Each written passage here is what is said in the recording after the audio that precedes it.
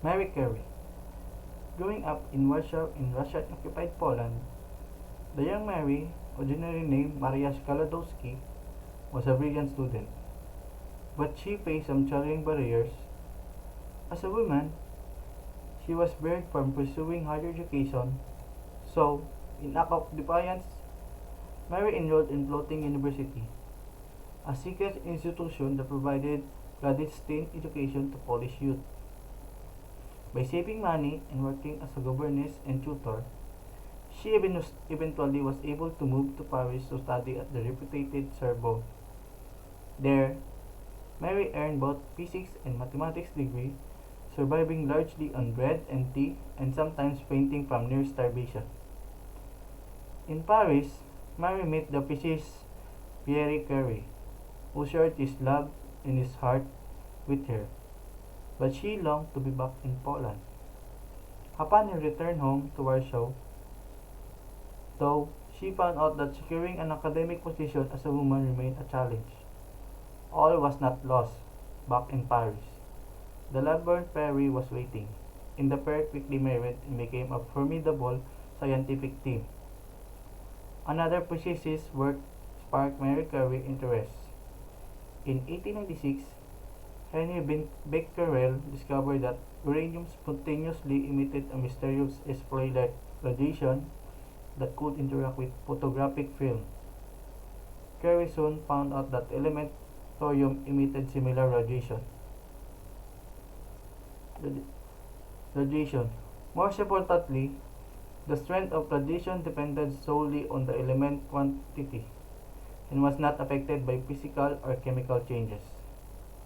This led to conclude that radiation was coming from something fundamental with the atoms of each element. The idea was radical and helped disprove the long-standing model of atoms as invisible objects.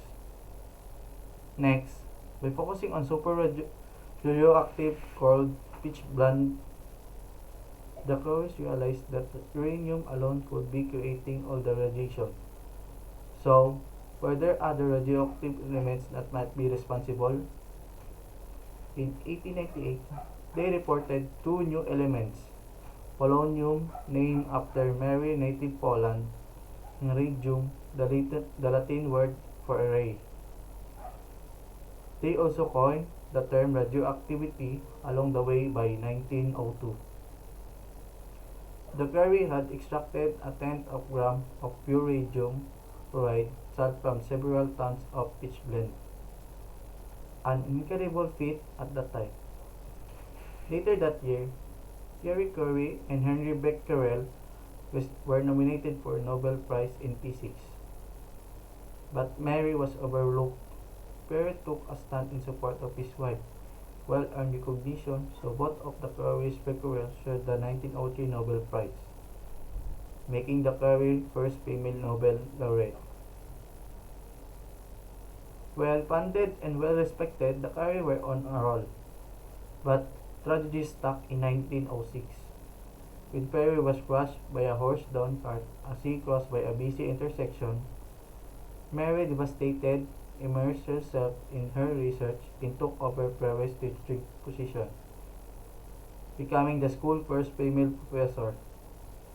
Her solo work was fruitful. In 1911, she won yet another Nobel, this time in chemistry, for her earlier discovery of radium and polonium.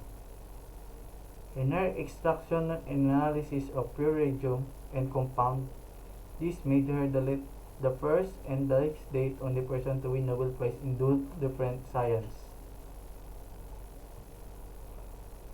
Professor Curie put her discoveries to work, changing the landscape of medical research and treatments. She opened mobile radiology unit during World War I and investigated radiation effects on tumors. However, these benefits to humanity may have come at high personal cost. Curie died in 1934 of a bone marrow disease, which many today think was caused by his radiation exposure. Mary's revolutionary research laid the groundwork for our understanding of physics and chemistry blazing trails.